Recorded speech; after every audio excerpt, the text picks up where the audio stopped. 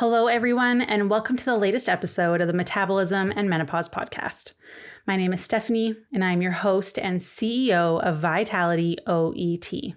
We are a women's nutrition, health, and fitness company that focuses predominantly on women's hormones, particularly as they start going through perimenopause and onwards. We know that you start experiencing so many changes in this time of your life, whether it be hot flashes, night sweats, irritability, brain fog, or waking around the middle that seems to have come out of absolutely nowhere despite you not changing anything. So you go back to those tried and true methods of cutting calories, cutting carbs, doing a bunch of cardio, yet nothing seems to be working. In fact, it feels like you're putting in all this effort and things are actually moving backwards. But we know now that your body is inherently different than what it was to you prior to having these hormonal changes. So our mission here at Vitality is to help you really understand how your body changes in this time of your life, so you can reach those health and fitness goals, live a life full of vitality, really understand how to take care of this new body of yours. So our podcast today, I have a few of my very wonderful coaches on, and we are going to tackle some of the most popular diets that we see women have tried or that are trending on social media and really break them down for you. We're going to talk about the pros. We're going to talk about the cons. Obviously, we couldn't go through every single one, but we'll talk about which ones we've tried as well. So there are some that we didn't include in this list, but there are so many that we covered. It is a longer podcast because we really wanted to give you as much information as you can so you can make the best choices for you. So I hope you enjoy this and make sure to share this with all your friends. So as I mentioned in the intro, I have a bunch of my coaches here. I have Coach Hannah, Coach Corinne, Coach Emma, Coach Kariana, and we are going to talk about the pros and cons of so many different diets through personal experiences, through scientific research, through what we've seen with clients, because we made a list and our list is very long of like things that we've heard or things that people have done, that we've done. So I think we just want to like really go through all the different kinds and just really weigh out those pros and cons for you and help you understand like who it's beneficial for, who it's not, right? Because there is a time and a place for different diets and things like that. And we're going to hop into some that are, which like you'll know are like, oh yeah, I probably did that, or I didn't know this about the others. So hopefully you get a good full picture of all the options that are out there, which can be overwhelming. So we are going to start with one of my favorites, or not favorites, actually, which is keto. Keto was first actually used in people who had like lots of neurological type conditions. Typically like MS is like a big one, epilepsy, but it's not necessarily great for everyone. And I think this is something that we've seen a lot, especially with women coming into our program eating very low carb, that it has been quite detrimental for them because now they're not having energy and things like that. We know it's terrible for your thyroid health, and it's really led to a fear of all grains, all carbs. We're scared to eat fruit because we're terrified that we're going to get fat from strawberries. Like it's insane. So coaches will kind of let you like put in your 2 cents here. Like what have you seen in keto with clients, or have you done it yourself? And what does that kind of look like? I know insulin resistance is always a big topic here, and we've helped a lot of women actually improve their insulin resistance by getting them away from keto and eating carbs, which is wild. So I'll let you guys kind of give your 2 cents there. I'm pretty sure I kind of speak for all of us when I say that we've probably all worked with clients who have done keto for some kind of amount of time. But I honestly, like, it makes me really sad when people come in and they're like, they'll like message me, the first week when they're getting used to things, and they're like, can I have sweet potato? And I'm like, oh my gosh, okay, we have a lot of work to do here on mindset. Because I feel like personally, like the most like harmful part of keto is the mindset. It just creates so much fear in people and so much obsession around tracking every single thing and making sure like, oh, am I, at my 30 gram of carb limit? Like what can I have? What can I not have? And personally, like I tried keto for 1 week because I would just talk so much smack about it to my friends, like back in college. And I was like, guys, keto is not the way. It's not the way. It was like just emerging as like a big craze. So I tried it for 1 week. And the results kind of surprised me because I felt pretty good mentally. Like I honestly felt great, but my body felt so bad and so fatigued. Like my workouts struggled. I struggled to just do like day-to-day things. I didn't want to like go hang out with friends. I had no energy. And lo and behold, like I discovered after the fact that I had just been kind of under eating fats unknowingly. And I was like, okay, this kind of makes sense why I felt a little bit better mentally. But I stopped after a week because I was like, this is not sustainable. Okay, so I will talk about my experience with keto. I have never personally done it. I think, like Emma, I tried it for like a week just to try it, and it was not sustainable for me at all because I like carbs. And I think one thing that I do see is a lot of people that I've talked to go into keto not really knowing how to do it properly. And there is like a very specific way you actually have to do keto. You have to be testing like your ketones consistently. You need to be in like actual ketosis in order for it to be keto. And a lot of people either don't stick to it long enough. They like have their, cheat weekends or their cheat days where they go out and eat dinner and not really worry about it. And then they're not in ketosis anymore. And or they actually just end up eating like really low carb and really restricted, but they're not actually in keto.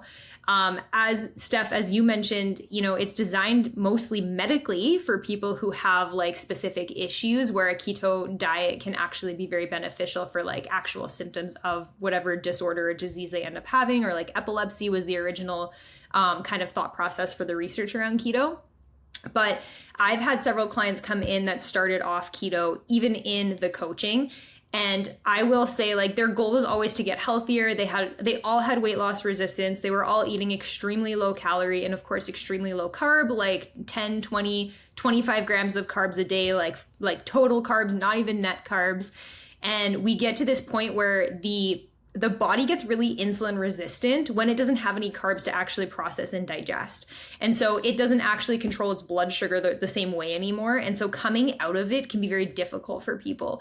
And that's why the reverse diet for us can be very good as coaches in the coaching program for people coming out of keto, because we are very slow and we're very progressive and we're very methodical and meticulous about the way that we introduce carbohydrates back in. And it usually changes every single week. So we move the target very slowly.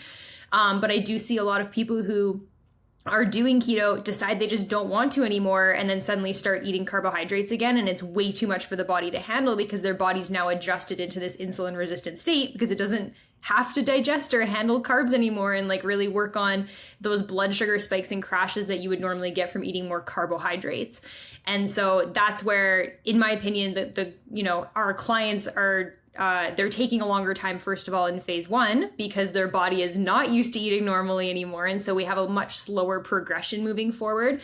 But I do also see that some clients who are on keto for very long periods of time, the insulin resistance doesn't really go away. So this can be something that we end up struggling with for the rest of, the client's foreseeable future. And it does take a significantly longer period of time for us to kind of readjust out of it, if that makes sense. Yeah, for sure. I have a handful of clients and then also lots of women who we speak to on consultation calls who either are doing keto or have done keto. And so many of the things that come from having insulin resistance are things that they complain about.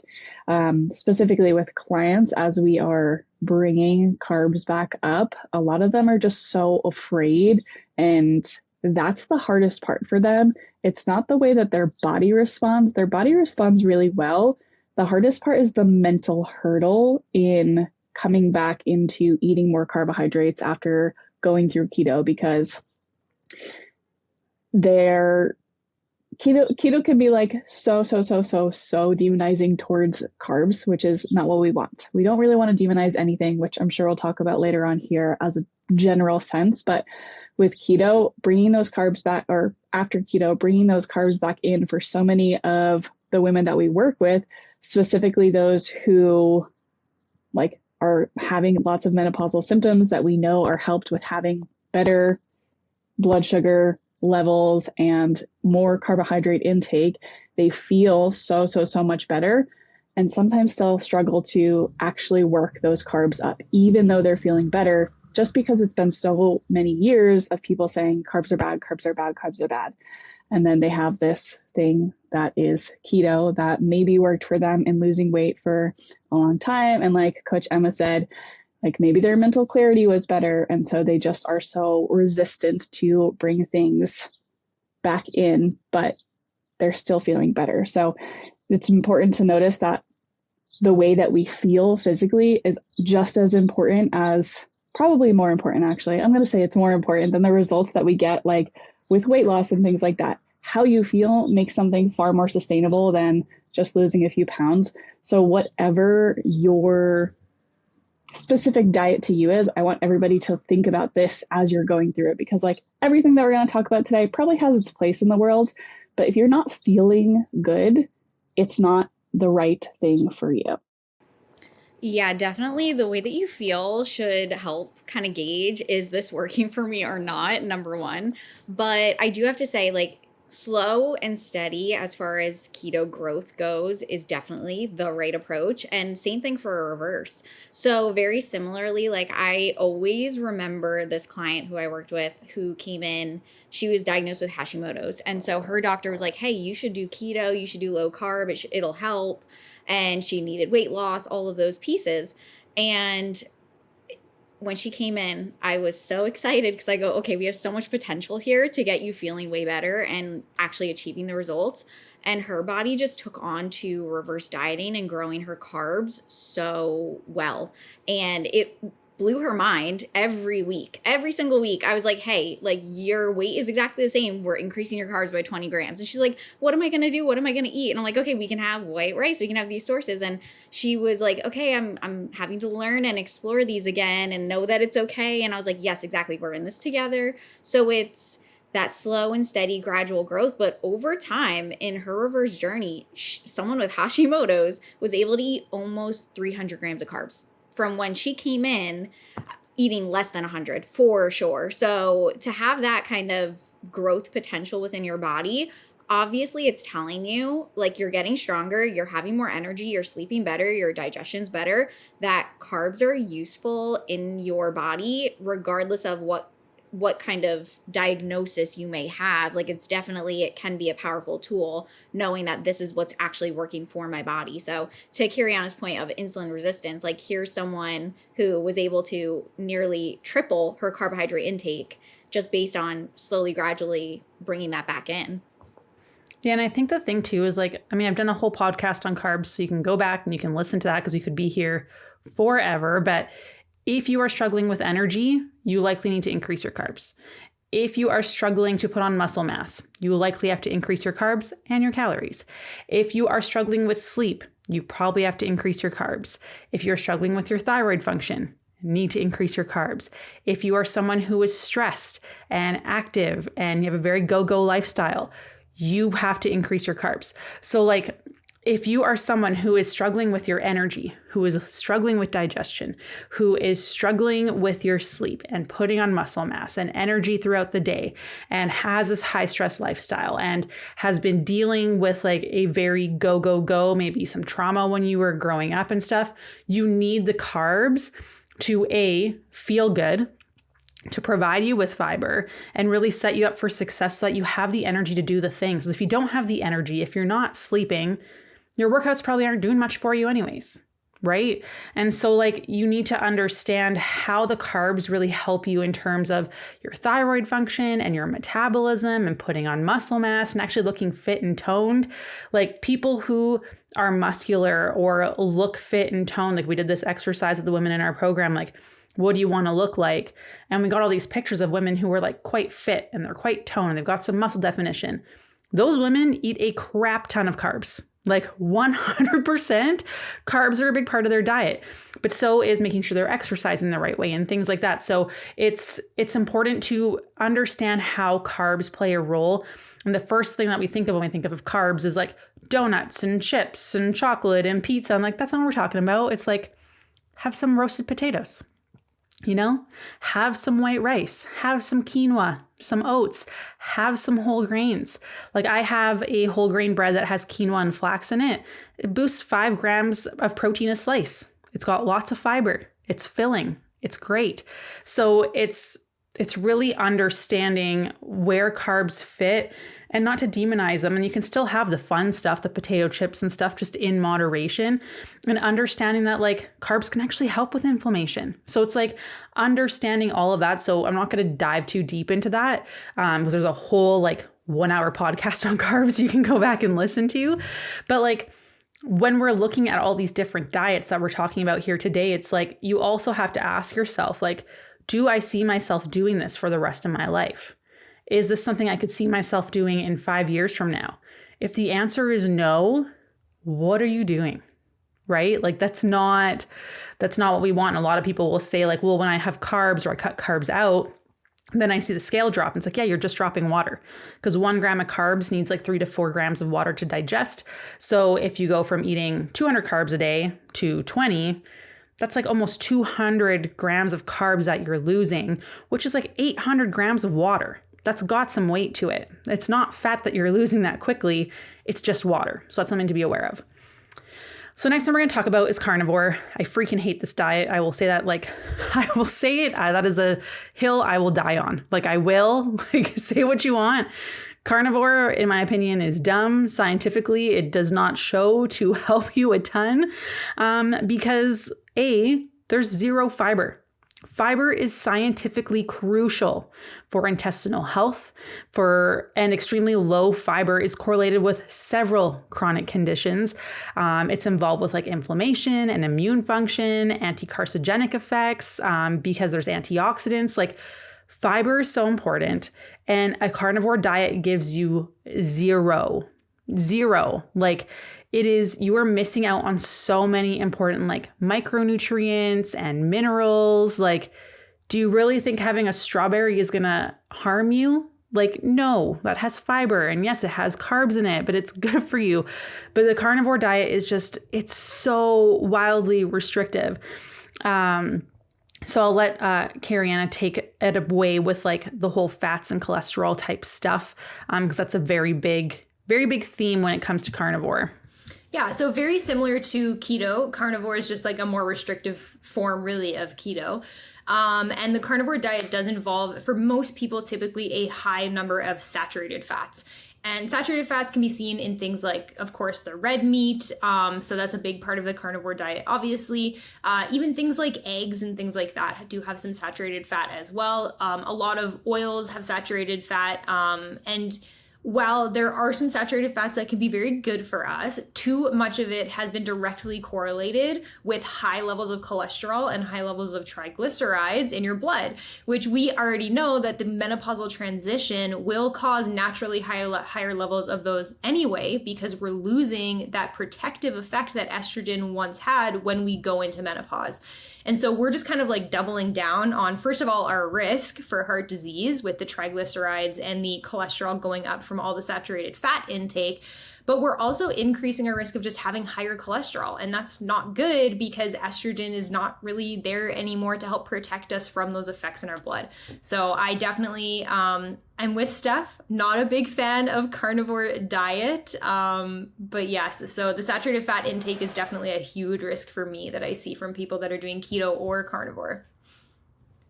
Yeah, and that's like, it's important to be aware of that stuff too, because we know that cholesterol will rise when estrogen goes down too. So we do have to, pay attention to that, because it is something that we do need to be aware of. And like, when you go to the doctor and your cholesterol's high, we all panic. So carnivore and women in menopause really do not go together. I'm going to be honest. It's incredibly restrictive. It's kind of like keto in that we start like, fearing carbs, and we start fearing foods again. And it's just like keto, it can lead you to feeling kind of depleted. Your energy is lower because our body, again, is just not getting those carbs. That's our body. Our body loves using carbohydrates for energy. That's our preferred fuel source. So the other thing too here I want to talk about a bit, and we'll talk more about it later, but I want Emma to touch on this because we have a whole thing on fiber, but I do want to talk about it here because we do get zero fiber from going on a carnivore diet. And like some people are like, well, I don't do really well with fiber. So Emma, I'll let you touch on this because like this is more specific to like your situation and like your diagnosis as well. Yeah, sure. So personally for me with ulcerative colitis, I have to be really careful with my fiber intake, because if I surpass a certain amount, like more than 30 grams a day, I will go into like a UC flare just because my system can't really tolerate it. But that being said, if I go too low, I'll also experience the same issue. So it's kind of like a balancing act. And for me, I have found that I like to get my fiber from like easily digestible sources and whole food sources. So my favorite types of fiber sources are berries, avocados, sweet potatoes, broccoli, cauliflower.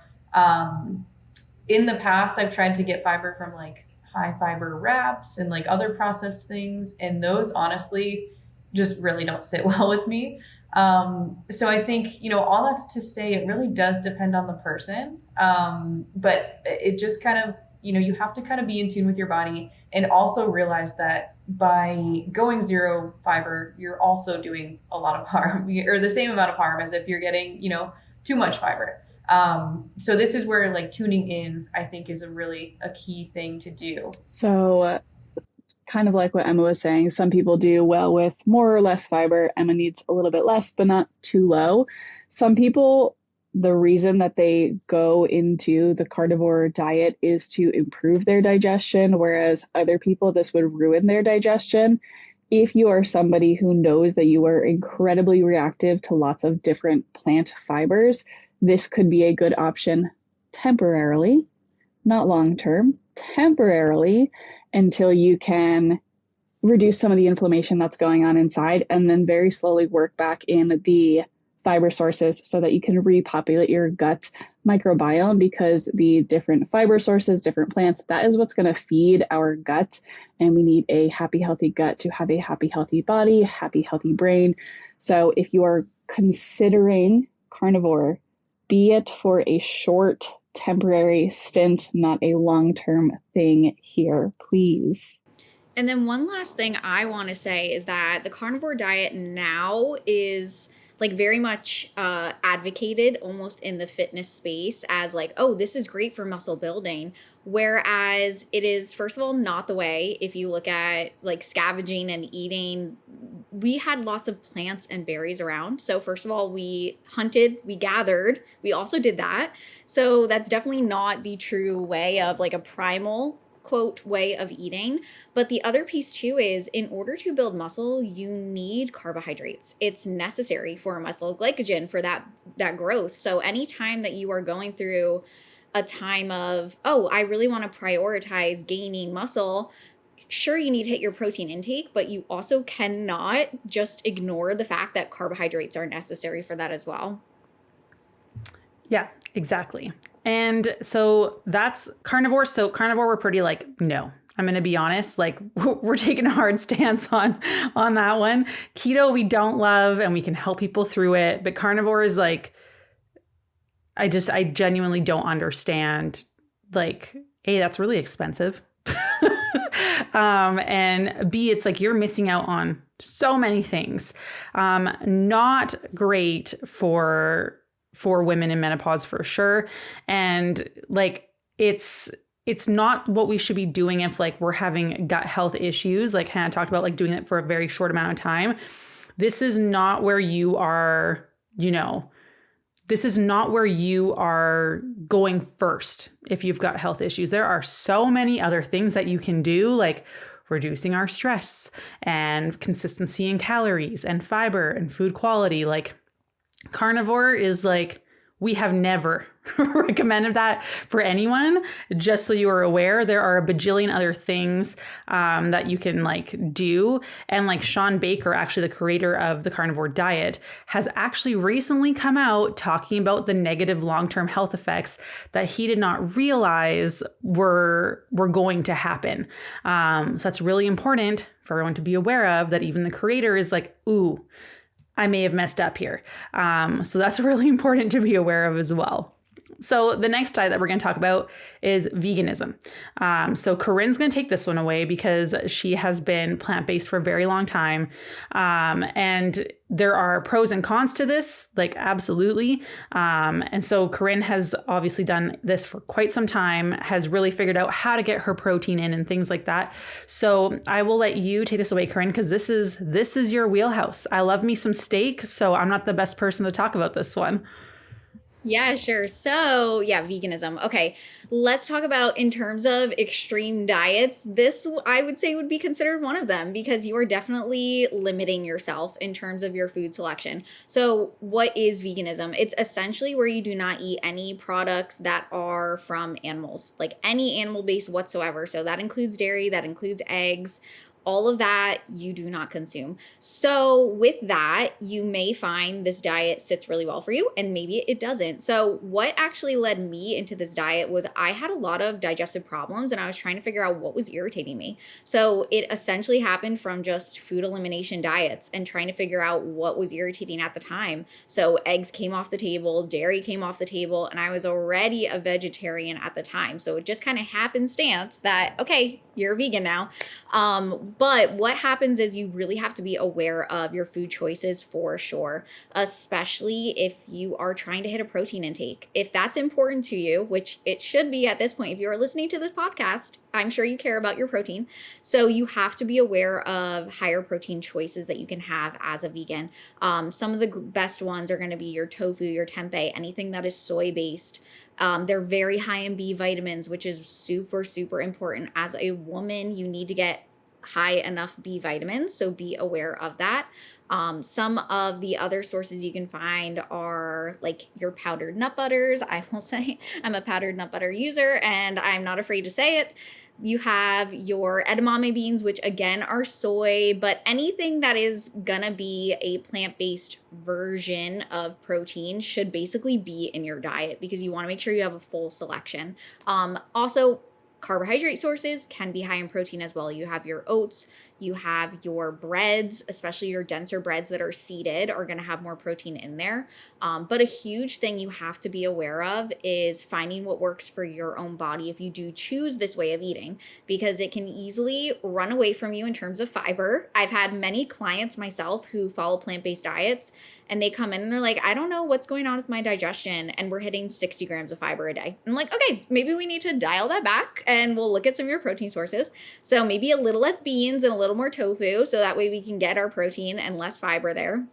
But the other thing too is making sure that you are getting a healthy variety of fruits and vegetables and that your protein sources come from whole proteins, not just the processed proteins, because this again can be easy. You know, every once in a while we love our convenience foods, but if you're only eating like fake chicken nuggets for your protein source, we might have to look at adding some other proteins in there because again, now we're just basically replacing whole chicken with a processed version of chicken, which is not really going to lead to any better health outcomes in that sense. Totally. And I know Emma also did this for a short period of time as well, right, Emma? I did. Yeah, it was just about a little over a year. And honestly, like I was so on board with the whole idea of vegan. Like I was coming out of my undergraduate degree and I was like, you know, wanting to be healthy, start my adult life off on the right foot. And I had this professor in college who was a huge advocate for the vegan diet and basically, you know, taught us all to follow the vegan diet, which was awesome. And I thought I was doing it the right way because I was only eating, you know, whole unprocessed foods. I wasn't doing any of the fake meats or anything like that. And it was great at first. Like I experienced amazing energy for the first month, I would say. Like I just felt on top of the world. And looking back, it's probably because I stopped eating fried chicken and ice cream and all that stuff. But things started to kind of go south for me. I started to develop a lot of like weird digestive issues, which looking back was probably, you know, part of my UC and everything. And I started to feel like just really depleted, low energy, like not like myself. I had brain fog and just didn't feel like I was living with vitality. And I finally, like after about a year of this, I decided like, okay, I need to stop doing this. I need to like go back to eating a more balanced diet. But I was scared. Like, I was honestly so scared to just eat an egg. And I remember the first time I like broke vegan, I made myself like one fried egg, and I sat there like just looking at it on the table, and I was like, okay, we're gonna do this. I like hyped myself up for it. Finally, I took a bite and I was like, oh my God, this is delicious. Like, I was just like, whoa. I ended up like finishing it and like licking the plate. I was just like so deprived, I feel like, of nutrients. I was just like trying to get every last little bit of that egg. And transitioning out was like, it was an ongoing battle. It was hard. I like went back and forth for a few months. But finally, went for a more balanced diet and feel a lot better. That's not to like deter anyone from doing vegan. I do think there's a way to do it. It just requires, like, everyone said, just some like pre-planning and just really making sure you're getting nutrients. Like, even if you're supplementing with B12 or omega-3s, you have to make sure your body is actually absorbing that stuff. So just, again, pay attention to how you feel and do what's best for your body. And there is definitely like the right way and wrong way to do this. Like, we see it all the time where like it's too much fiber because it's like all whole foods, all veggies, all beans, and like that's a lot. And then we see like the not so great side of things of highly processed stuff. So Hannah, why don't you talk a little bit about like the right and wrong way to do this? Because like I know we've all had experience with clients and stuff in terms of like what that kind of looks like. And it does take, to do this correctly, it does take so much more planning than people realize. Yeah, for sure. Planning is huge. So there have been like 2 full months of my entire life, not consecutive months, like 1 month in 1 year and 1 month in the year to follow, where I was like, I'm just going to eat completely vegan this month. And sure, there are lots of things that I did that were right, like eating lots of fruits and veggies, because I love fruits and veggies, like always been part of my diet. But instead of like finding the plant sources of proteins and things like that, I would just go and buy all of the pre-made vegan protein sources, which eating lots of processed foods is not the most ideal. And sure, a lot of them are made from things like tofu and soybeans, but they also have lots of other additives in them, which was not so helpful. And this is something that I see a lot of people who are like, yeah, I'm vegan or I'm vegetarian. Like, this is what they go for, is all of these fake meats, we'll call them. It's like, okay, if you are vegan, in my mind, if you're vegan, it's because you want to not eat meat. And so eating all of these processed, highly processed fake meats is very interesting to me. And a lot of people find that that's the only way that they can get their protein in. And it can lead to more digestive issues as opposed to helping with digestion. Like Corinne said, she started eating vegan to help with her digestive issues. Whereas if we continuously eat lots of these highly processed things, it's not going to be as nutritious as if you're going to eat more whole foods.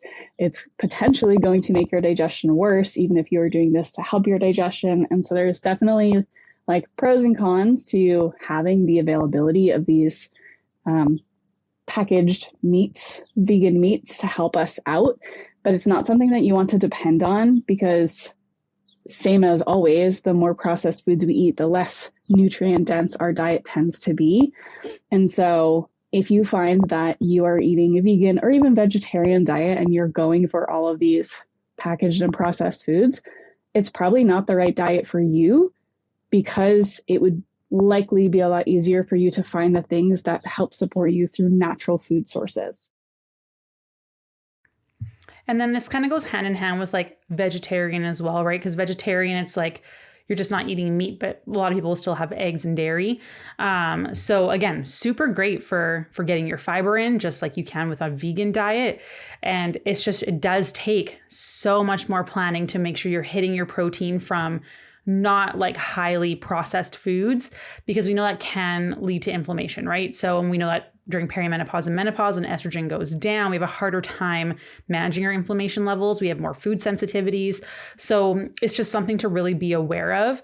And that doesn't mean you can't do it. It's just, it's going to take more planning to make sure that you're able to hit those goals and like supporting your body in the way that you need. A little bit easier than the vegan route, but still more challenging, right? So you need to just be aware of those things. And like the protein sources in a vegetarian and a vegan diet are going to be a little bit more redundant. So there's less variety, which can make like food kind of boring sometimes. So you have to be like, a little bit more mindful on like seasonings and how you're going to cook and all that kind of stuff, because it is going to be a little bit more challenging, right? So there's really no solutions when it comes to this kind of stuff. It's just trade-offs. So like, you don't want to have meat, that's totally fine. But then you're just going to have to accept that it's going to be a little bit harder and more challenging and require more thoughtful planning to reach those goals otherwise. So there's no right or wrong really in this case. It's just learning how to do it the right way, which is going to take time. Like you're not just going to become vegetarian or vegan tomorrow and magically hit everything. It's probably going to feel a little bit disastrous at the beginning, to be honest, because you're like, oh my gosh, I'm at 50 grams of protein and it's 5 p.m. at night. And how am I going to get this in when I'm not having animal products, right? So it just takes a little bit more effort, more mindfulness when it comes to that kind of stuff, especially if you're a person that likes to go out to eat lots and stuff. Like when we went out as a team, when we were in Florida, we always deferred to Corinne. We're like, Corinne, where do you want to go? What has the best places? And she'll like make up her own meals. Like, can I have this side and add this and get a side of this to get what she needs? But it's like, again, it takes more planning. Whereas like just going out on a whim somewhere, it is more challenging, right? So you just do have to be more mindful with that stuff. Then there's pescatarian. So like the vegetarian diet, but now you're having fish. That's okay. So fish, shrimp, that kind of stuff. I have actually talked to a couple women in the past where they actually had heavy metal toxicity, where they had to like go through a pretty extensive detox process because there was too much mercury from having so much fish. If you don't like fish, this is probably not the diet for you. It's just not going to work for you, right? So I know, Hannah, you also did pescatarian for a while. So why don't you talk a little bit about that? Yeah, so this is the one that I have done for the longest period of time. For probably 3 years, a little over 3 years, I was pescatarian. For the first year, definitely like never had any meat. And then after that, it was like maybe once every few months, I'd have a couple of bites. But I actually had watched a documentary that was like, vegan is the way to live. And I was like, I can't be vegan. All of my favorite foods are fish and I love yogurt. So I was like, let's try pescatarian. That is literally the reason that I tried it, because I watched this documentary. I was like, can't be vegan, like these things too much. And I had a horrible experience with a doctor who was just really terrible to me. And I was feeling really crappy about myself. So I was like, something has to happen. So I decided to be pescatarian. And for the first 2 weeks, I had dreams about chicken fingers. And yes, because guys, I love meat. I love all kinds of meat. But I did this for 3 years thinking that it was the quote unquote right thing to do. And initially, yes, that first like month, 2 months, 3 months, like I felt a lot better. But in hindsight, now learning what I have learned about nutrition and movement and like everything that I've learned with being a coach, it wasn't that I took the meat out that made me feel better. It was that I inherently was eating much less processed food, less fried food, because I was not getting chicken finger subs. I was eating more fresh fish and veggies and fruits and things like that. So I did feel really, really good for those first few months. But after like the first year, I was like, oh my God, I really miss meat. Like I really want to eat that bacon. I really want to eat that steak. And I felt like bad about it. I felt like I was doing the wrong thing. And nobody else was telling me this. It was just like I had created this for myself. And so I felt bad if I was thinking about eating meat. I was like, I can't do this. So it actually made my relationship with food a lot worse because it was not what I wanted. I thought I wanted it because it was like influenced from this documentary, but I didn't actually want it. But I'm not like upset about it. I think it was a really great experience and I wouldn't have learned what I'm about to tell you next had I not done it. But after like 2 years of thinking about meat, being like, man, I really want to eat meat, I slowly started to add it back into my diet, much higher qualities than I had previously, and was like far more intentional about it. And within 3 months, the amount of muscle mass that I built, in addition to good programming, of course, was insane. Like I had been lifting weights since like a month after I started eating pescatarian. And oh my gosh, those 3 months where I had added meat back in, my body changed immensely. Within the first like 3 weeks where I'd been eating meat like 3 or 4 times per week at that point, my energy was so much better. I felt good. I didn't feel like I was going to collapse at the end of the day and like fall asleep as soon as I got home. So that helped me, like that process of being pescatarian helped me to learn like, oh, my body actually prefers having meat. I feel a lot better when I eat meat. So I'm not like mad about that.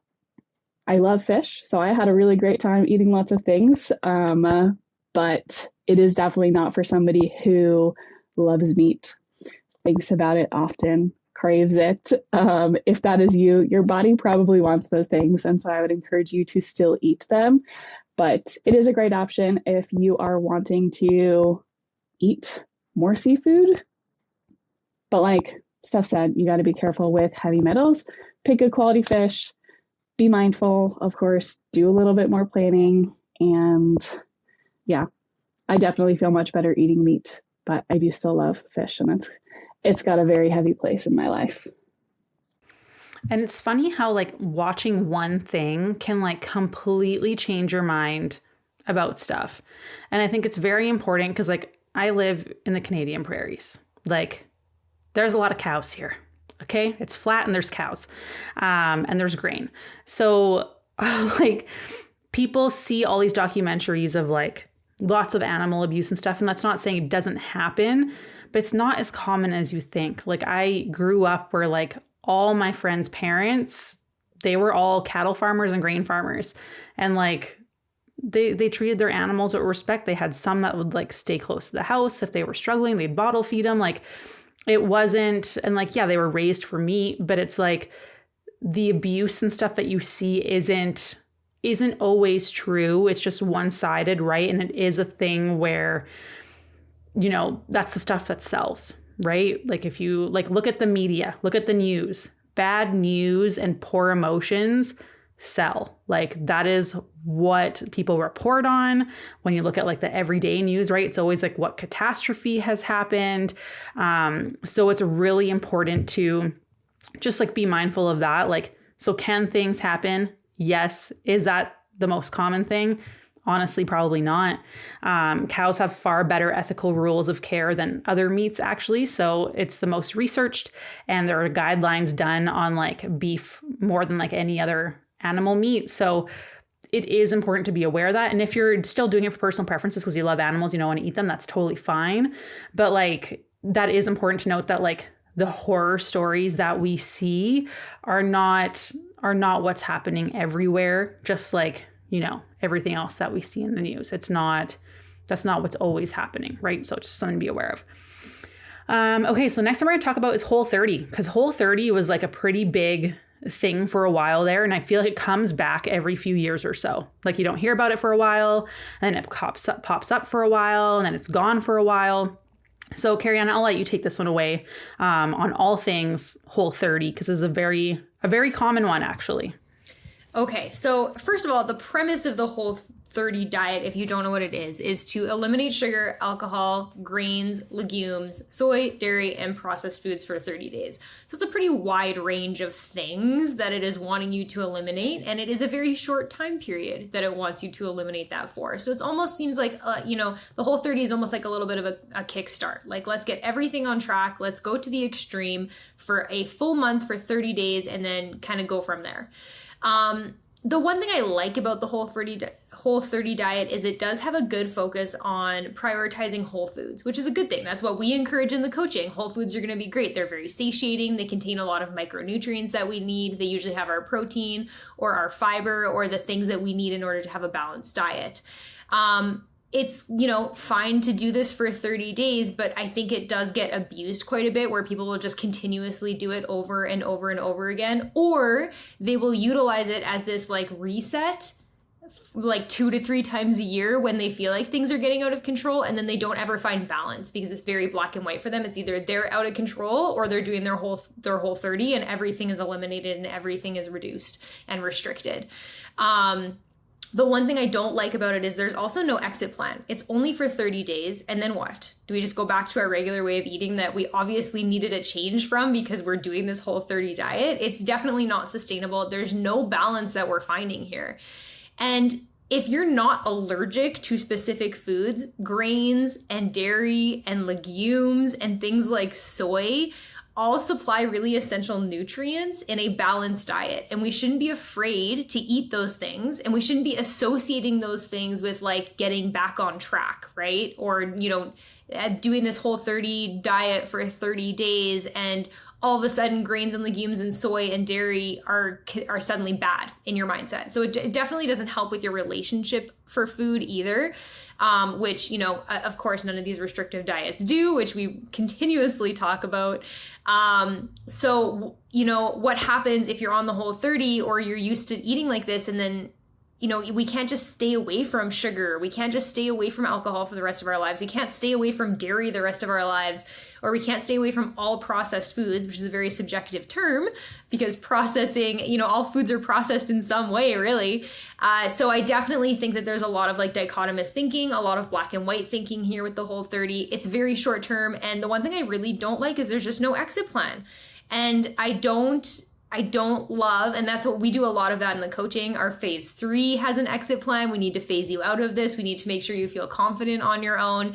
A lot of diets don't do this. A lot of programs don't do this because that's not what they're there for. They're there for you to achieve the goals that you want to achieve in the 30 days and come back when you're struggling again. And that's just the sustainability of it is definitely not what I love.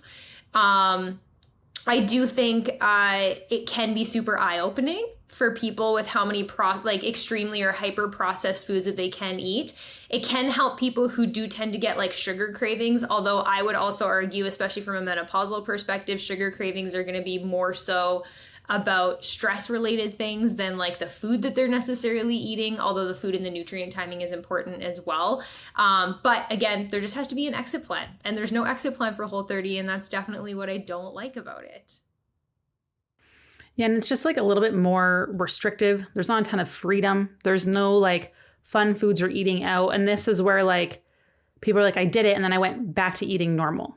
And it's like, you need to learn how to eat and what that normal kind of looks like for you, because everyone's going to be a little bit different, right? And based on preferences and what foods you enjoy, like your culture, like that's going to dictate a lot about like what eating quote unquote normal looks like to you, right? Like in Asian cultures, you're going to eat a lot of rice.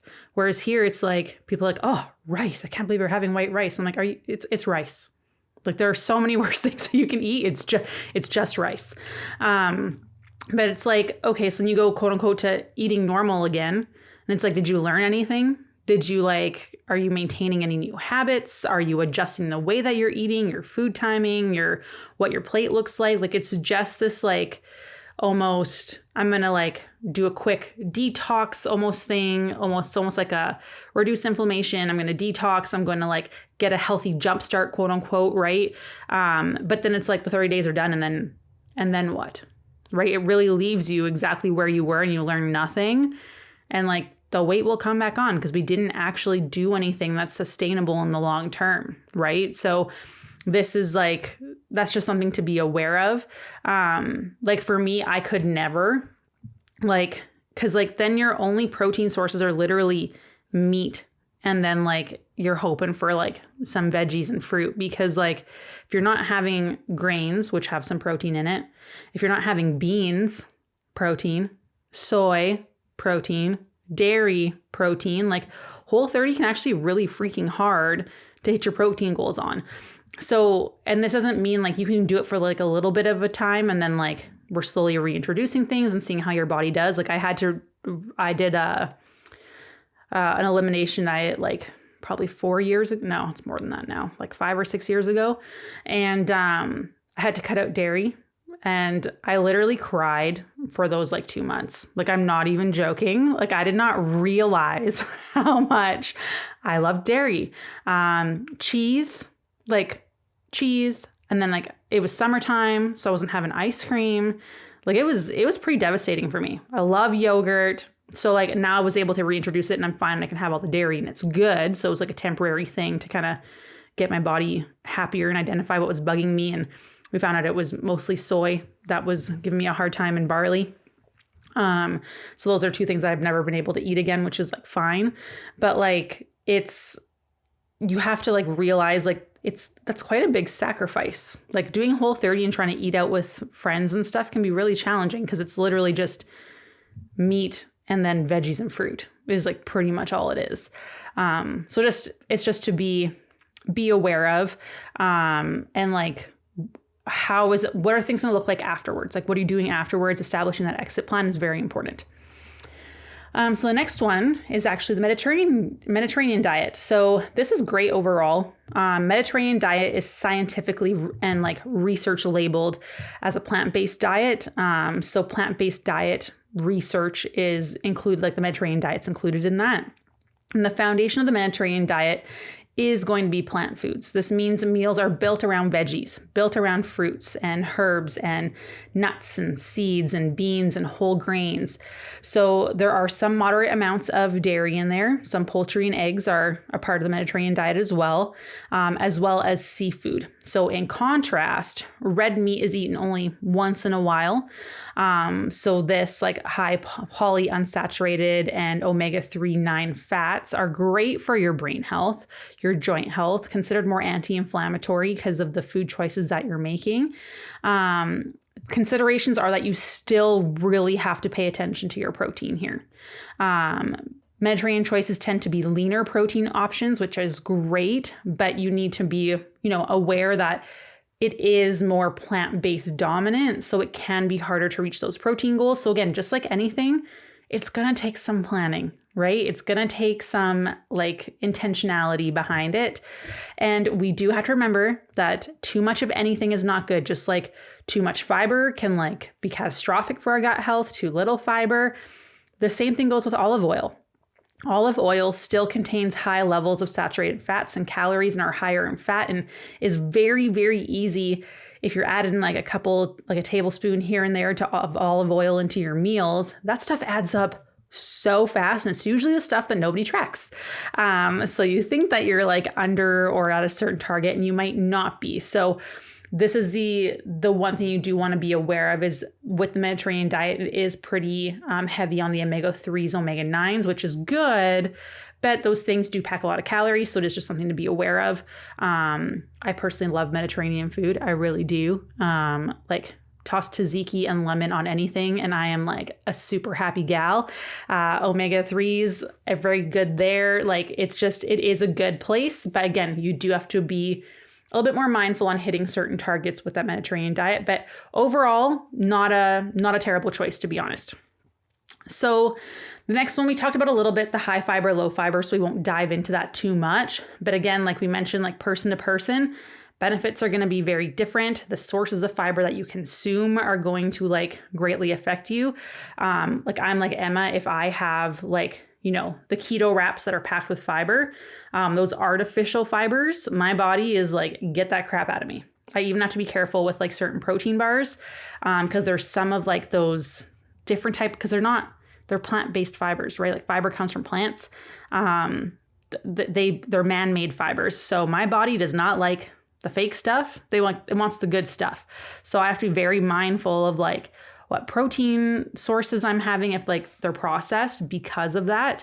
And it's going to, be variable. Like, so for me, I like to be in like a 15, 18-ish to like 20, 25-ish. Like that's where my fiber is best. If I go above 25, like I'm telling you, I'm not pooping for like 3 days. Doesn't matter how much water I'm having. Doesn't matter how much movement I'm having. I am a disaster. So I actually have to be very careful, especially when it comes to wintertime with like stews and chilies when there's lots of beans and stuff. Because for me, it is very, very easy in the wintertime to have those comforting foods that are packed with fiber, and then I'm a disaster. So I always tell a story of Emma's white chicken chili, which is delicious, and we share the recipe every winter, so watch out for it. But it is so freaking good, but that stuff is high in fiber. high in fiber, high in protein. And for myself, I decided I would have a bowl for lunch and then 2 for dinner. And that resulted in me having 45 grams of fiber, which is more than double than what I usually have. I didn't poop for 4 days. I was so bloated. I look as pregnant as I am right now, which is almost 8 months, which is crazy. And I was not pregnant then. And I was so uncomfortable, and like the pain that I experienced was awful. And like the scale went up 5 pounds. Like, and I didn't try to overcompensate and stuff. I was like, okay, I need to drink some water. There was lots of abdominal massage happening, lots of walks, putting my feet up on the wall, just anything to help with digestion, because I looked like I was pregnant, like literally 8 months pregnant for 4 days. Like it was terrible. And then once I finally went to the washroom and I was good, continued on my regular day and it was fine. But it sucks because like all those like hearty stews and chilies are so good. But if you're not having lots of fiber before and then you decide you want to have some extra servings one day, it kind of throws you sideways. So coaches, where do you fall on the fiber spectrum? Because I think it'd be cool for everyone to kind of know where we're at. So for me, I'm like 15 to 25. That's my range. If I go more than that, we're not happy here.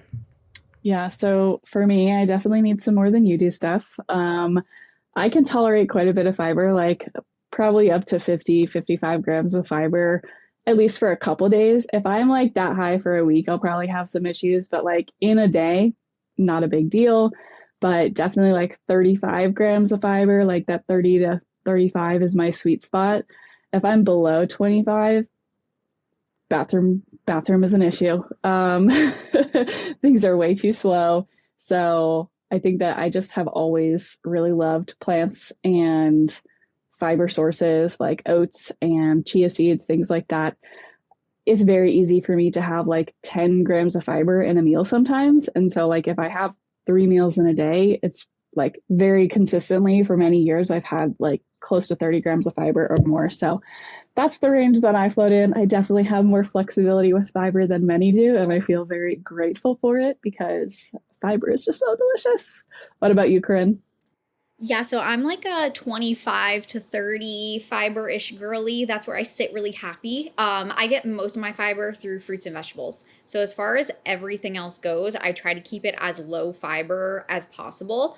So that's why I always do like white rice, cream of rice as like big carb sources and honey and those kinds of things, because I just love to eat like my raspberries, blackberries, my spinach. All of those are where I love to get my fiber in. Every once in a while I can dial up to like 30 to 35, but if I'm having days that are like 35 and then the next day is like 25, my body's not happy with that fluctuations whatsoever. So I am very much like Steph. I'm like a 20 to 30 grams of fiber. So I guess very similar to you, Corinne, as well. I cannot go like super high on the fiber. It doesn't feel good. I am very bloated. It's not great.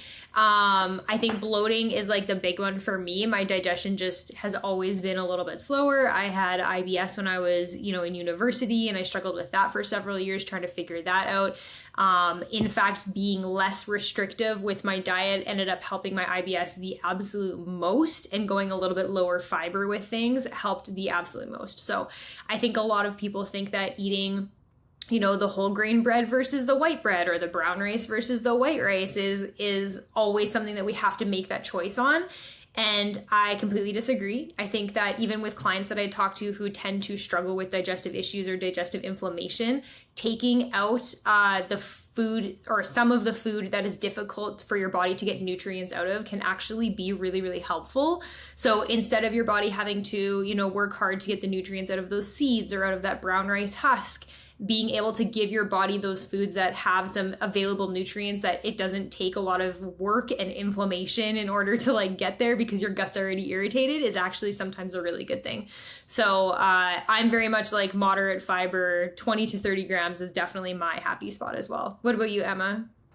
Yeah, like I said before a little bit, like I have to be really careful about fiber intake. So right now, like my comfy spot is like 12 to 18 grams. Usually like on average, I'll hit 15 a day, and that seems to be pretty good. But anything above like 18, 20 grams tends to cause a little bit of issue. So you can see like how even just with like the 5 of us here, like there's huge differences in what our body can tolerate. And it's based on a lot of different things, right? So then that's going to dictate our food choices a lot. And even if fiber wasn't an issue for me, and I could have a ton, I would still opt for white rice because I think brown rice is so gross. I really do. It's dry and just, it's not delicious. I'm gonna be honest.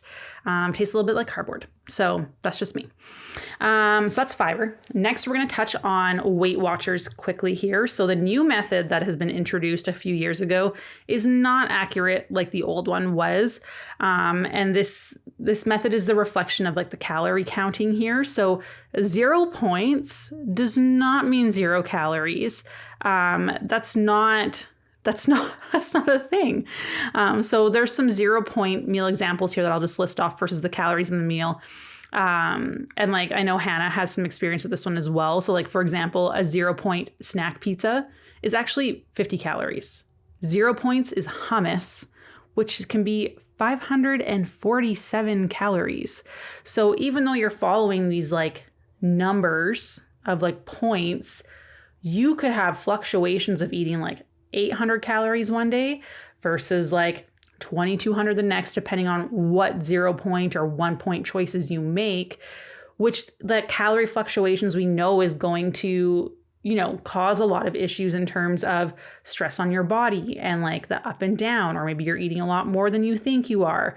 So that's something to really be aware of, because 0 points does not mean 0 calories. 0 points can mean 547 calories. Like that's huge. So this is where things kind of go astray. And like the older version was definitely better. However, like it was more accurate, I should say. However, Weight Watchers is notoriously a very low calorie diet, depending on like how many of different 0 calorie foods you're utilizing, right? So very, very popular. The amount of women that we talk to that used to do Weight Watchers or still have Weight Watchers or like a lifetime membership to it or whatever. When we look at their diaries, like it's typically notoriously incredibly low for a lot of people. Like the calorie estimation that it makes for you is insane. Like I would starve on that thing. Like I would have to like rack up the 0 calorie or the 0 point options to like keep myself functioning, because it's not viable, right? And like the biggest thing now is just like that inconsistency in what those points mean calorie wise, because calories do matter, right? We know this. So if you're going to have that crazy fluctuation, I mean, you could be just having 0 points all day long and you could still rack up 2,000 calories pretty easy, right? So it's just something to be aware of there. Coaches, do you have anything else you want to add on the Weight Watchers things? I know it is very popular. And it is something that like pretty much every client we've had, almost every single one has like dabbled in it at least a little bit, even if not for a long time. There's been some playing around with it. Yeah. So these are just like 3 of the examples that Steph gave are just 3 of the ones that I saw today scrolling through one of the Weight Watchers groups just to see like, oh, what are people posting as 0 point meals and snacks? And like the snack pizza, sure, it's 50 calories only, but like if that's 0 points, that's not stopping somebody from having 3 of those. That's 150 calories. Like 0 points really does not equal 0 calories. And so like sure, some of these 0 point foods are because they're very nutrient dense and they're great for your body. So that can be a great learning curve. Although some of them, like in this 0 point breakfast, are a lot of processed things that are just like lots of fake sugars, which can be really harmful to people's digestions. To be fair, I do eat things that have fake sugars as well. So like, that's okay. But just like be aware of these things, because if you have anything in excess, it's probably going to be harmful in some way.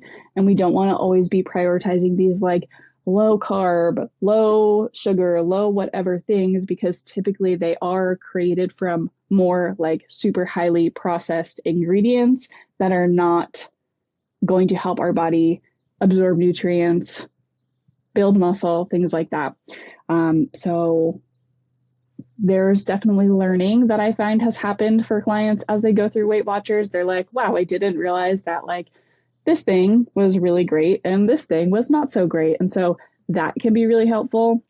But again, I don't think it is necessarily the best option because, like Steph said, it can be really, really low calorie and is not necessarily the most like balanced approach. Yeah, and one last thing I want to say on this too is I've had several clients come from a Weight Watchers background, and I actually just had a call with one today, and she's in the Legacy program. So she's been quite some time, which I'm always so proud of her because one thing we worked so hard on is her relationship with food. And when she was in Weight Watchers moving into, tracking food, she was like, wow, I didn't realize that I viewed some of these truly healthy foods as not good foods based on being in Weight Watchers. She's like, because I just didn't have the points for them. And I'd always be told, like, you only have this budget. Why are you going to spend it on this when you can spend it on this? And then when we moved to tracking food, she's like, now I can learn how to enjoy eating like my fruit. I can fit my fruit into my diet, and she's able to go out and eat ice cream when she wants and not feel guilty about that. So it's a huge change in understanding that, yes, all foods do have value and we always have a budget to work with. So there is no true like 0 calorie, 0 point foods, but it's a matter of everything can fit in your diet. It's just budgeting and where does it fit and how does it fit? And all of it is good for you, whether it's good for your soul or good for your body. We need that balance to support us, and knowing that there are no bad foods, good foods, but growing that expansion of this is your budget and this is how we can make it all work. Yeah, I think a big thing for me with the Weight Watchers is we get a lot of people that come to us on consultation calls or in the coaching, and they've been doing Weight Watchers on and off for years, and now it's not working.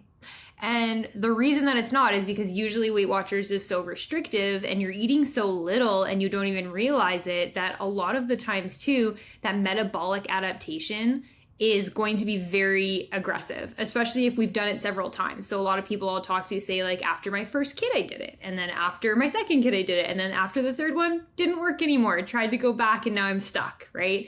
And also pairing that with the transition into perimenopause and onwards into postmenopause, our stress threshold gets very low, and those protective hormones that we used to have, like estrogen and progesterone, are no longer present. They're no longer there. And so that can also speed up the metabolic adaptation that we see, which is why a lot of the times, the diets that used to work, they don't work anymore. And so we do see a lot of women that come in with really, really slow or less fast metabolisms than they need to have. And they're sitting here trying to do Weight Watchers eating 1,200 calories, and it's just not working for them because they've done it for so long in the past, or their stress is just so high at this point that their body is refusing to budge. And that's where we have to, again, we get so many clients that have done Weight Watchers and they have to come into the program and learn how to eat again and learn about that balance with food like Corinne was talking about. So that is definitely a big thing. Is it's not going to work forever because it is very restrictive and very low calorie as well. Yeah, and we see that all the time. Like Weight Watchers is like notorious for like slowing down women's metabolism from under eating for so long and like doing cycles of it. So the next one is OMAD. I freaking hate this one. I actually, this makes me sound so terrible. But when I was in university, coaching, like doing personal training and like a little bit of nutrition coaching, and there was another guy at the gym. There's no way he's listening to this podcast, so it's fine. I won't name him. We already didn't get along. And he was the person that was like, because he did well in athletics, he thought he knew all the things. This man did not know all the things, not even a little. And I got into like a pretty heated argument because he was very big on the OMAD diet, which is 1 meal a day. And he was coaching a women's sports team, like 16-year-old girls with no training certification, just because he was an athlete. He was like respected. No training certifications, no nutrition certifications, no idea of hormones. He was advocating for 16-year-old girls to eat 1 meal a day because that is quote unquote how we used to do it in like caveman eras. And I was like, okay, man, let's have this conversation here. And I was cool at first. Then Steph was not so cool. Okay. She was like 21 and angry. Cause like, I was like, you're messing up these girls' hormones. Like, what are you doing? And so for him, he was like, well, this is caveman times. This is how you would do it. And I was like, no, man, like if you're going by like, this is how we should do stuff, you should also not be eating processed food. You should not be having protein powder. You should also not be like taking advantage of the medical system and back. Like this is not like a valid argument if that's the only thing that you are standing on, which is what it was. I'm like, do you have any idea how like not eating for that long of a period of time for like, not just like a few days, like we're talking, he was doing this for like months. Like this was his nutrition plan. I'm like, do you have any idea how much you were affecting their ability to put on muscle mass, first of all? Because like, we know that this is a huge issue. If you're not eating, you cannot put muscle mass. And like, if this is when you're good at putting on muscle mass, is when you're younger. So like you are depriving them of setting them up for success in the future because they now cannot put on muscle mass. Their energy's gonna be crappy. They're not gonna be able to focus at school. Their PMS symptoms are gonna be ridiculous.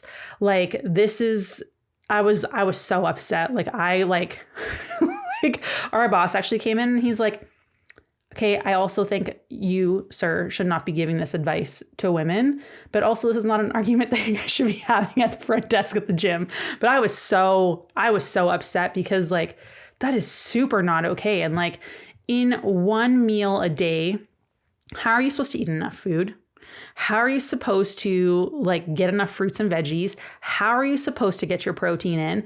Because if you're trying to get like 2,000 calories in one meal, like that is probably not good whole food stuff. You are like pumping that full of processed stuff so that you can digest it, right? And you're probably slamming a shake at the same time. And it can really promote like the binge eating behaviors where it's like binge restrict. We don't need to like instill that in people any more than it's already an issue than it is today. Not sustainable. Who wants to only eat one meal a day forever? What if you want to have brunch? You know, sometimes a girl just wants to brunch. That's really what it comes down to, right? It's not sustainable long term. So the OMAD diet, I hate. I really hate. And like some people do it for like a week or maybe a month for like religious type reasons or cultural reasons, but it's not something that you're doing all of the time and going back to, because like, can you imagine packing your belly with that much food in one serving? Like you will not feel well. Like you will not feel well. So luckily I really haven't had an experience too much of people only doing this. Usually it's more of like the fasting that we see. But this is also another hill that I am willing to die on. I took that stance at 21 and things have not changed. So this is where we are. So let's talk about intermittent fasting now, because I did a podcast on this in the past. But intermittent fasting, we know, is like a really, really popular thing. Everyone we talk to does it. But I love when we hop on consultation calls and people are like, I started eating breakfast because of your podcast. And I'm like, yes, we are starting the trend. We're starting the change. And I am so excited. But let's take it away here, guys. Hannah, why don't you speak a little bit on intermittent fasting? Because I mean, we can all talk about it. Like we all have clients that started intermittent fasting or did it for a very long time. And it was tough to get clients to not intermittent fast anymore, right? That's a battle that we have on a regular basis. Yes, for sure. And absolutely so many women on consultation calls that like either they're still intermittent fasting because they think that is like the thing that has helped them. And then so many that come on, they're like, I started eating breakfast. I feel so much better. I'm like, yes, this is so good to hear.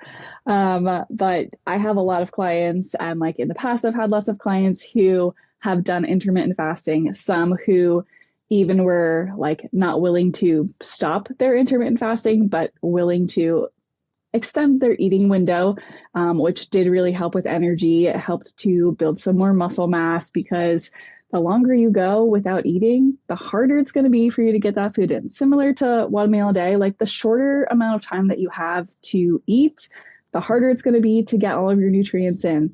If you are somebody who is my size and you got to eat 170 grams of protein in a day, how the heck am I going to do that in 4 hours? I'm going to be so full. I'm going to be miserable. I'm probably going to be so tired after eating that meal. If I do it in 8 hours even, like that's still not a lot of time. It's just like, how much time do you have to really eat in 8 hours? I don't know, like not that much time. And so it gets to be harder and harder on your body the shorter and shorter your fasting window is. the longer you extend the shorter your feeding window is. The longer you extend that feeding window, the better your energy is going to be consistently throughout the day.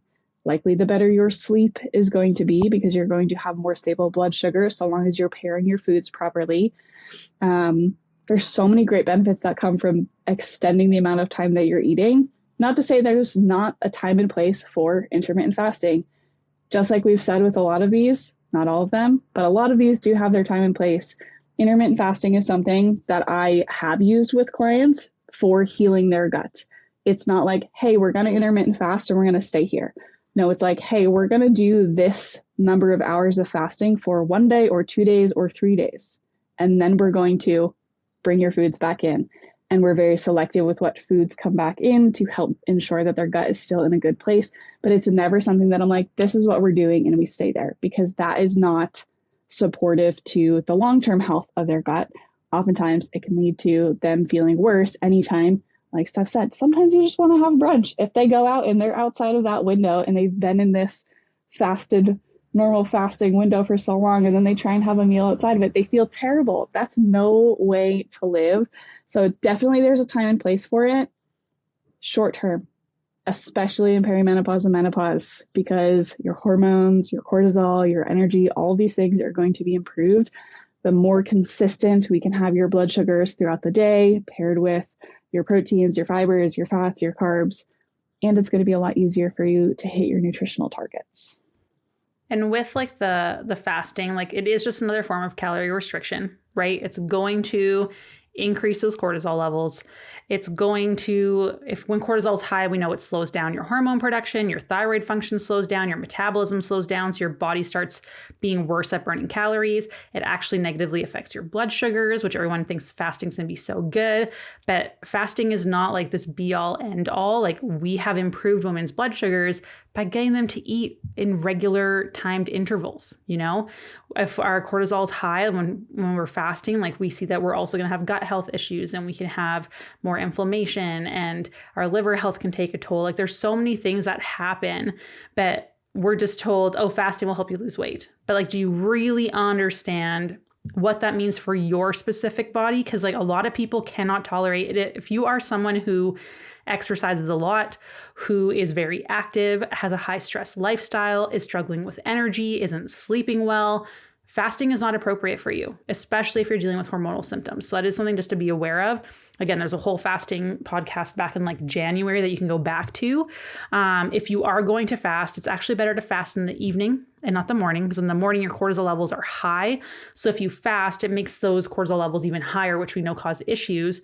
Whereas in the evening, if you were to that's when you start cutting your eating window, it's not going to have as big of a cortisol response, because cortisol is supposed to be lower. However, if you're struggling with sleep, not eating before bed can be detrimental. So there's so much that matters when it comes to this kind of stuff, that you need to really be aware of. And then if we're in this high stress state and cortisol is high, even though you're not eating, even though you're not having carbs, your body is going to break down muscle, take it to your liver, turn it to sugar, put it into your bloodstream to provide you with energy anyways, which can then lead to insulin resistance just from that high stress response alone. So really understanding where your body is currently at and what it actually needs. This is super important, because people just fast because it's easy, right? Oh, I can just skip a meal. But do you really understand what that does to your body? Because a lot of people have no idea. Noom is the next one. Noom was really popular for a while there. I feel like it comes and goes, or people have tried it at least once for a period of time, right? I personally really dislike Noom. I'm going to be honest. The relationship with food stuff is messed up. The thing that gets me, and I always bring this up when I talk about Noom, is cottage cheese. Cottage cheese is not bad for you, people. Cottage cheese is great. It has lots of protein.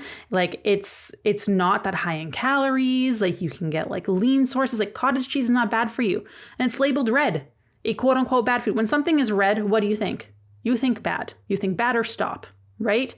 Cottage cheese should not be stop. Cottage cheese is great for you.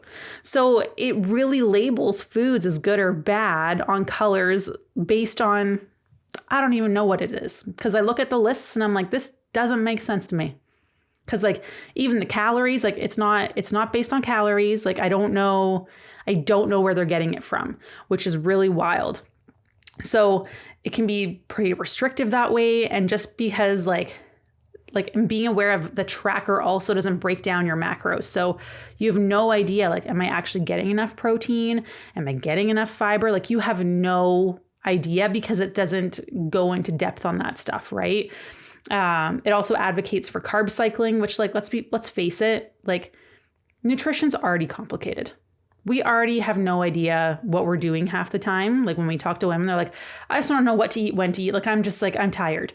And then they're trying to advocate for carb cycling. So sometimes it's higher and sometimes it's lower. It's like, or just consistent and just focus on maintaining the good stuff, right?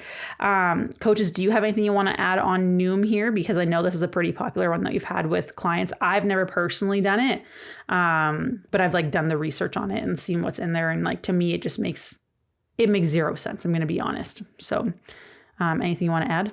Yeah, I've actually had a client recently come from Noom, and she's someone who is in a reverse. So obviously we're increasing her calories and we're increasing her carbohydrates and her fats. And so for her, I was like, it's really important that we move away from using Noom, because it was something where she was like second guessing a lot of the food choices and sources that we were talking about. And, you know, looking over her food logs, I was like, you know, these are perfect opportunities. We could throw this food in here or this food in here. And she's like, but that's like a red food, or that's a this kind of food. And I'm like, okay, let's talk about why you think it's a quote bad food, why you think it's labeled a red food, and breaking it down. And when we looked at, you know, this is a whole food source, in no way, shape, or form is that really a red food. You know, these are all the reasons why it's a go, why it's a green versus a red, stop, don't eat that. And when we had to constantly kind of fight that, it was, okay, I'm understanding the nutrition piece of food. And so we're expanding nutrition literacy, which basically that app is doing the opposite. So it's not really teaching you good value of food and what does this do for my body? How does this fuel my body? Rather than just, okay, it's green or it's red.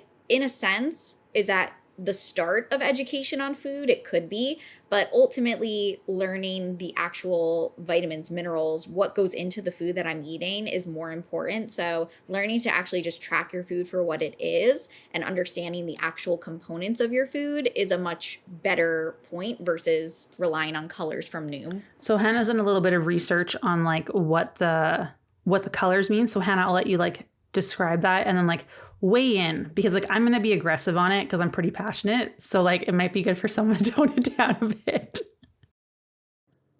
Yeah, so I also was not sure how the like labels for coloring went. So I looked, and it's based on calorie density. So the lower calorie dense foods are going to be green, and the higher calorie dense foods are going to be that red/orange color, the bad, quote unquote, foods. So nuts and nut butters are going to be that orange/red color. Hello, nuts and nut butters, amazing. So many great nutrients in them. Lean meats and proteins are yellow. Hello, chicken breast. Why is chicken breast yellow? Veggies and whole grains are going to be green, which like, I'm not going to argue with that. Veggies and whole grains are fantastic. But like, why are nuts and nut butters not good? And why are proteins kind of good? It doesn't make sense. I have had not a ton, but a handful of clients who have like long-term done Noom. One of them was a client who I worked with when I was training in a gym. So like I wasn't in charge of her nutrition. She really liked Noom because it helped her to lose weight. Although there was never a time that I knew her where the weight stayed off, because she would always stop Noom and eat these things that were like higher calories and regain weight. So it was going through cycles and cycles and cycles. And as we know, the more often we lose weight and then regain weight, the harder it's going to be to lose weight in the future. And so I personally have never known anyone who through Noom lost weight in a way that was sustainable and was able to keep it off and sustain what they were taught in Noom. I think that Noom also is not just for food. I think it's also like behavioral things, which can be really helpful for a lot of people in like breaking bad habits, which I know is like a positive side of it. But regarding like the food and diet side, I don't think it's a sustainable thing. And personally, I have not yet seen anyone who has been able to maintain their weight loss, because how are you going to tell me that nuts and nut butters are not good for me and that I shouldn't eat them? It's kind of ridiculous. Totally. So the next one we have is 75 hard. I remember when this blew up, and 75 hard cannot do that here, because if you're doing it in the wintertime and it's -40 and you're supposed to get exercise outside, you fail, because you're not going to get frostbite just doing exercise outside. It's very intense. It's things that you do for 75 days. I can't remember the exact categories, but it's like you got to work out inside and outside and follow some sort of diet and read and drink some water and all these things. It's a good way to get on track with like tracking things and like focusing on consistency. However, not a great long-term solution, right? Because is that something you're going to want to sustain for the rest of your life? I'm not working out 2 times a day. I'm telling you right now, super not happening. And it's the opposite of learning to your body. You're pushing, even though your body might not be like benefiting from it, right? Which is like what we really want to teach women is like, what does your body need? And what are the cues that it's sending you that it's too much or too little? Because we don't listen to our bodies super well, right? And for a lot of women, the intensity and the volume is just so high, especially the women who we work with and the women that we're talking to on the podcast who are already under eating and they're already not sleeping enough. Like adding that much more activity and doing more restriction and higher intensity is not going to benefit you. So it can be a good way to get you like started on habits, like really great, like for consistency's sake. But like, I think you can do things that are like, you can focus on consistency and not be so aggressive and intense. So that's just something to be aware of too. We got 3 more left here and we're going to zoom through them super quick because they're not as big. But the next one is black and white thinking. So healthy and unhealthy foods. We've talked about this where it creates those poor relationships with food. It's hard to enjoy food in like social settings because you're so obsessed with like, oh, I can't have this because it's bad, right? And it can also lead to like the binge restrict cycles because we're not allowing ourselves to have the bag of chips. And then you see the bag of chips and you eat 4 of them, right? Like, so it's learning how to incorporate the 80-20% rule, which is really important. And then that brings me into intuitive eating. I did a whole podcast on this. And intuitive eating is considered a very advanced skill. Even us as coaches, we don't use it a ton because when it comes to nutrition and eating, it is an advanced skill and you can't always trust your body to tell you when you're hungry and when you're not, because your hunger is going to be influenced by your hormones, if you slept well the night before, if you've worked out more, where you are in your cycle, the types of foods that you're eating, right? If you have ice cream versus like potato and steak, you're probably going to be hungry sooner after eating the ice cream versus having the steak and potatoes. So it takes a lot of learning and understanding what's influencing your hunger hormones and understanding like, okay, am I actually hungry or am I not hungry because I'm stressed out? So I should still eat so I'm not having issues later. Like it's really important to understand all those things. It's a long-term goal. It takes a long time to get there. Many years of tracking and mindful eating needed to be done first. Because like a lot of people are just like, oh, I just eat when I'm hungry. And I'm like, yeah, and how's that working for you? Like some days you're having 2,000 calories. Sometimes you're having, 800 because it totally depends on multiple things or we just ignore our bodies, right? And then the last one is mindful eating, which is the end goal where it's like you understand the difference that, oh, I'm stressed out and that's why I'm not hungry, but I still need to eat so that I'm not having like, a bad binge later or cravings later. Like learning to understand those things, but that takes time. So a good rule of thumb for you all to follow is if a diet has a name or a brand, it's probably not sustainable. Can you see yourself doing it long term? There are aspects of many of these that could work for you. So it's better to figure out what pieces are actually working for you, are going to help you achieve your goals, as opposed to just following something really strictly and blindly. Like, are you learning? Are you understanding what your body needs, how it's impacting your body? Are you going to be able to do this long term? Is there an exit plan? That's a very important question. And everything exists on a bell curve. There's too little of something's not great, but also too much of anything is bad. I mean, water can kill you if you drink too much of it. So like, we need to just be aware of all these things and take the time to learn, which we don't want to do because we just want to get to where we want to be yesterday, right? So it just takes time.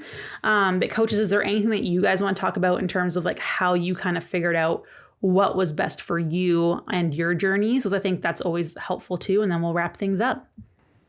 I think from my perspective, like, it took a lot of mindset work to kind of get out of this like mentality of, oh, what's the next diet? Like, what am I going to do next? Like, how can I be the healthiest? Whatever it is.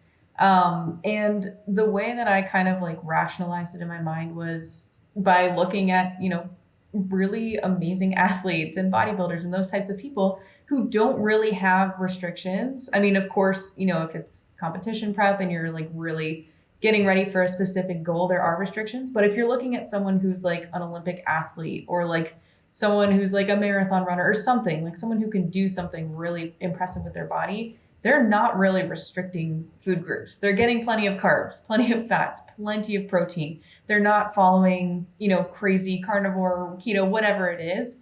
And that really helped me break out of the cycle of like restriction. And I feel like it can really kind of sneak up on you. And if you're not careful, your relationship with food can get really kind of rocky and scary and can lead to some disordered eating habits without you even really being conscious of it until after the fact.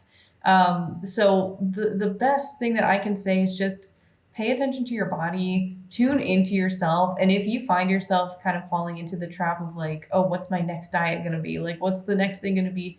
Just take a step back and really kind of reassess what you want, and what's going to be sustainable for you. And of course, you know, if you have any like struggles or need to talk to anyone, like, we're all like open, you know, you could always message any of the coaches or Steph with this, because this is what we do. This is what we love to do.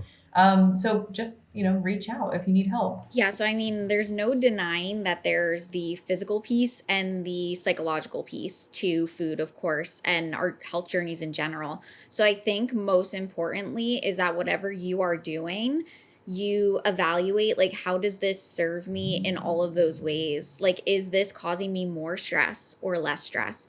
Whatever we're doing should be caring for ourselves inside and out. So that should be like your number one rule anytime you're approaching something with food, lifestyle, a choice. It's always, is this actually good for me? And sometimes that might change. You know, I had that happen in my own life, whereas like, how is my diet and nutrition serving me at this time? Is it beneficial, or do I need to reevaluate and see like how this is actually helping me be where I want to be mentally and physically? And then of course, you always have to take into account too, like, what does that do for you day to day? Is it beneficial to you in reaching your goals? Is it beneficial to you in healing your relationship with food? Is it beneficial with you healing your relationship just inside of your body? You know, if clearly we're dealing with a lot of inflammation, a lot of gut distress, like, we need to evaluate what's going on with our stress, with our food, with our water, with our exercise. All of those things definitely go into that. But no matter what you are doing, you have to always consider, is this actually making me happy? And is this something I can keep doing for a long, long time? If I am eliminating foods, is this something that's temporary, or am I doing this and trying this to be a quote diet for a long-term effect?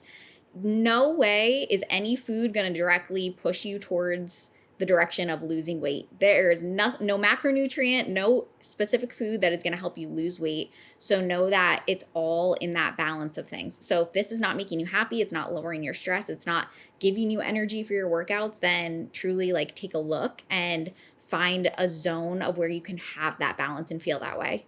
I love that so much. I was going to say, for me, something that really, really helps me in like continuously understanding what best serves my body, because things change. Like Corinne said, like, we're not always going to be in the exact same place, but something that helps is tracking progress. So this doesn't necessarily mean that I'm always tracking calories. I'm not. but tracking my progress. So how am I moving weights in the gym? Am I getting stronger? How am I like physically looking? Is my body changing? Is it changing in a way that I want it to be changing? Is it changing in a way that like isn't in accordance with how I expect it to be changing with what I'm eating? How is my energy? How is my focus? Can I like focus on work for the amount of time that I have set for myself? Or do I feel like I can't focus for more than 20 minutes? Usually I can tie like a lack of energy. I can tie the poor focus. I can tie fatigue. I can tie like feeling weaker in the gym. I can tie everything back to my food intake.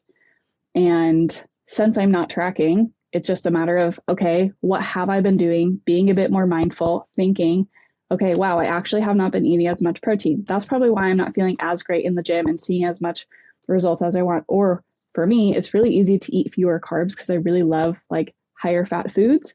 So, I probably have not been eating nearly enough carbohydrates this week. And so bringing those things back in, I find for me, that is the best way for me to understand what my body needs at any given time and helps me to feel my best without restriction. Paying attention to how my body is talking to me and listening to it and making adjustments accordingly. I think that's the biggest thing is like, you need to know that this takes time to build awareness. Like we aren't just like inherently good at this.